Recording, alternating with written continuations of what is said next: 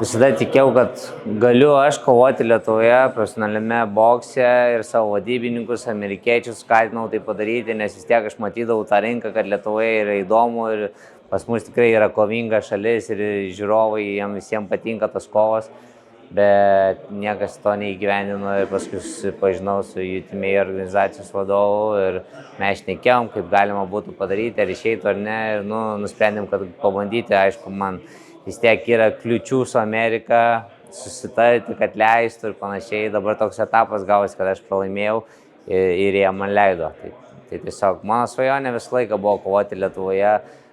Esu kovojęs mėgėjose, bet profesionaluose niekada ir po ypač tokio ilgo laiko pertraukos, sakykime, kad Lietuvoje nekovojau apie 10 metų. Tai tikrai labai džiugu, o kad Kaune Žalgirio arenoj, tai čia išvis, nežinau, nuostabu, man asmeniškai. Bet kokiu atveju boksuojas, kaip pasakyti, pasaulio čempionas ir tikrai pakankamai pajėgus varžovas, tai vis tiek Afrikos čempionas.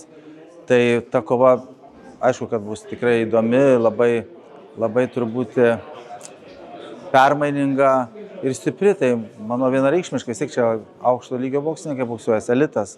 Tai tikrai kova bus įdomi. O ten apie tas baigtis, nežinau, kaip sakant, kas sugebės, kas geriau pasiruošė, kas geriau sugebės realizuoti kovoj, tas ir laimės. Be abejo, aš visada sakydavau, kad galima Lietuvoje puikiai pasiruošti, tiesiog reikia partnerių. Daugiau mums nieko netrūksta, yra treneriai, yra specialistai, ir masažas, ir kineziterapeutai, ir daktarai geri, ir visko čia yra, sporto salė yra, viską mes turim. Bet, vis tiek reikėdavo dėl tų valandų skirtumo, kadangi kovodavau Amerikoje, vis tiek 10 valandų skirtumas, reikėdavo vykti ten. Bet pirmą stovyklą dariau čia, viskas gavosi idealiai, jokių problemų ir jaučiuosi puikiai, nes vis tiek namuose ruoštis man smagiau asmeniškai. Bet kokiu atveju visi šitie sportininkai, kurie dalyvaus tame renginyje, yra mūsų universiteto alumnai arba studentai. Tai visi iki vieno, pradedant Skurdelių, baigiant Baniuliu, ar ne, jie visi mūsų alumnai, tai yra tikrai didelis, kaip sakant, ir jų įvertinimas, kad jie gali dalyvauti, ir galimybės jiem pasirodyti, kaip sakant, pasauliui, ar ne, ir ko jie verti, ką jie sugeba, ar ne, galbūt net karjeros jų formavimui ir tai pačiai patirčiai, kas liečia meistriškumą, taip toliau. Tai yra tikrai renginys, kuris ir publikai, ir jauniem, ar ne, motyvacija, kad sportuoti reikia ir yra galimybės jame dalyvauti tokio lygio renginiuose, galbūt net užsidirbti. Tai yra daug pliusų ir smagu, kad universitetas irgi yra dalis to viso proceso, kad dirba su sportininkais, nestudijuoja pas mus ir, kai sakant, atitinkamai ir dalyvauja ir gina garbę sporto universiteto ir Lietuvos.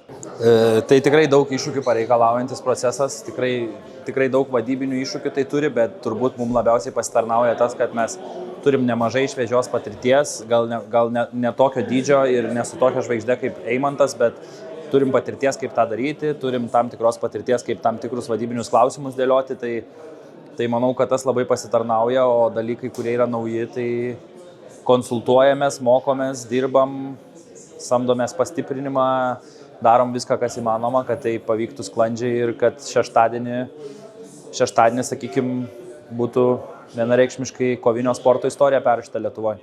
Aš manau, kad tikrai apie šį renginį žino ne tik kovinio sporto fanai, manau, kad yra daug žmonių, kurie Eimantą palaiko būtent dėl to, nes jis yra vienas daugiausiai pasiekusių atletų koviniam sporte ir palaikymo jisai gauna, kaip aš sakau, to šalies palaikymo, o šalies palaikymą aš vadinu tada, kada tave palaiko ne tik todėl, nes žmogui patinka boksas, bet palaiko todėl, nes tu rodai, sakykime, geriausią rezultatą šalyje ir tu esi žinomas kaip geriausias to sporto atstovas. Tai manau, kad ažiotažas šeštadienį bus didelis ir kaip mes sakom, fejerverkai sprogs, kai UTMA prasidės.